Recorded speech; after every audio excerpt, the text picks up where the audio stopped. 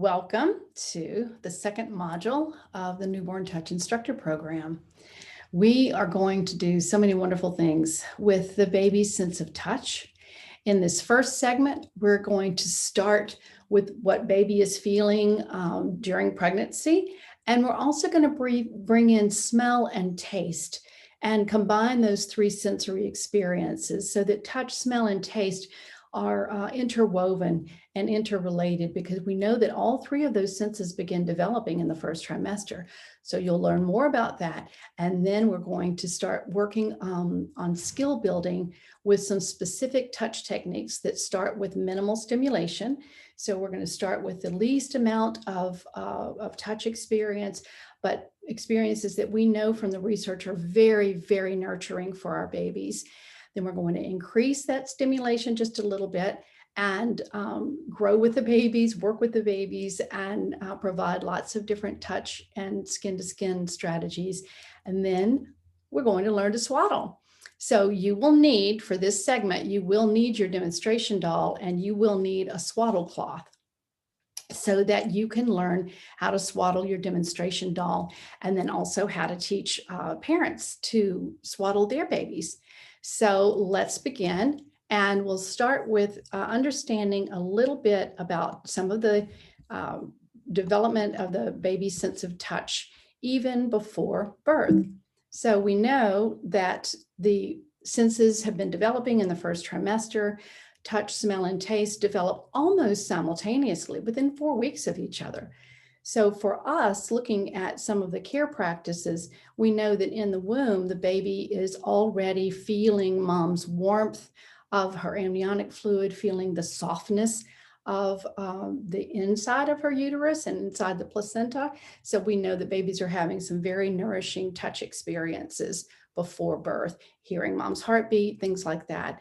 So we also know that babies hold on to the umbilical cord and they'll actually even suck their thumb. So all of these are wonderful ways for us to get indications of how to nurture and nourish our babies from the time that they're in the womb and in conception until all the way through till they begin developing.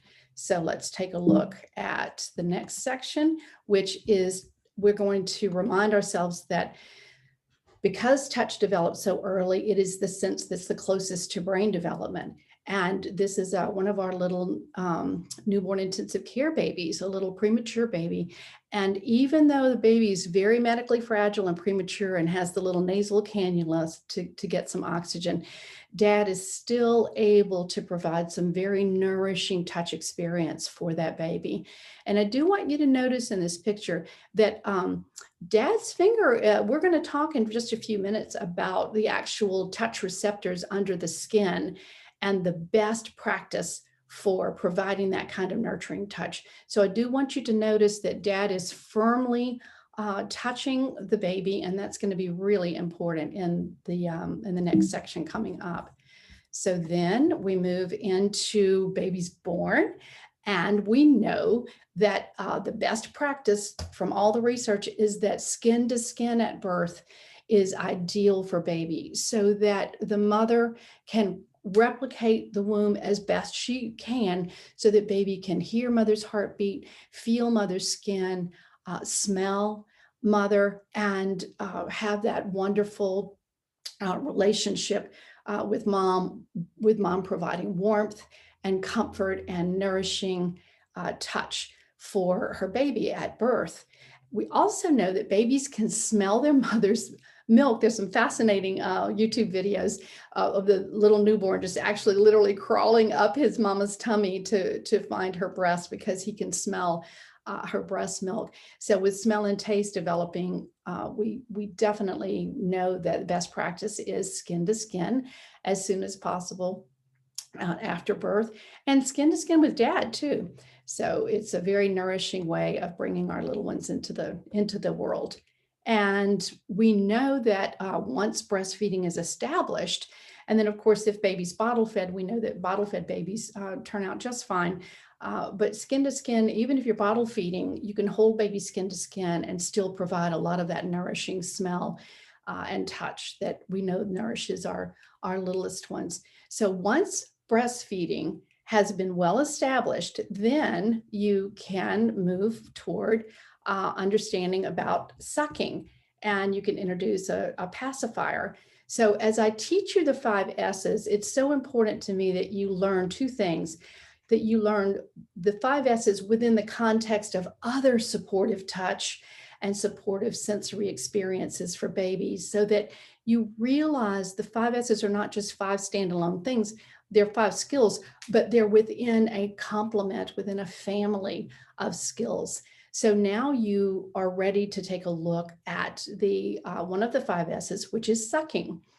So to understand why the sucking works, that's what I really want you to understand about the 5 S's. It's not only what they are, but why they work. So the reason sucking works, whether baby's breastfeeding or whether baby has a pacifier or has a bottle, the reason it works is because baby is stimulating that vagus nerve. The vagus nerve is the first cranial nerve. It's the first one to form in utero as touch is developing and other areas of brain development are happening. So the vagus nerve is the longest nerve in the body as well. And it starts up in the brainstem and goes all the way through and spreads out across the entire body, all of the internal organs. It's a very, very powerful nerve to understand because it is the nerve that helps babies calm and soothe and helps us as adults. So it helps stimulate a parasympathetic response, which is the calming response. It's the response that deals with digest and rest. So it's the response that's the exact opposite of the stress response, which is a fight or flight. So that's how we calm and soothe our babies. And we know that sucking stimulates that vagus nerve because the baby's feeling stimulation up on the roof of the mouth and that vagus nerve is right up there close to the brain at the brain stem. So after sucking, then we know that next to develop is, or our next practice is, we can use those pacifiers. And I love showing you this picture because of those beautiful eyelashes. So we can certainly use pacifiers once we know that breastfeeding has been established. We don't want our newborns to have nipple confusion. So we want to make sure that they understand. Then continuing on is as much skin to skin as we can provide our babies while they're little bitty. So we can certainly wear our babies, we can cover mom and baby together and provide that skin to skin. We also know that skin to environment is very nourishing for babies, as long as we're careful about, not too much sun, maybe have an umbrella or other kinds of protection. But having our babies experience the outside environment and the feeling, and just remembering that, yes, we keep them covered and snuggled and cuddled if it's cold, but to the degree that they can, for babies to maybe have their diaper on, but also be experiencing skin to environment.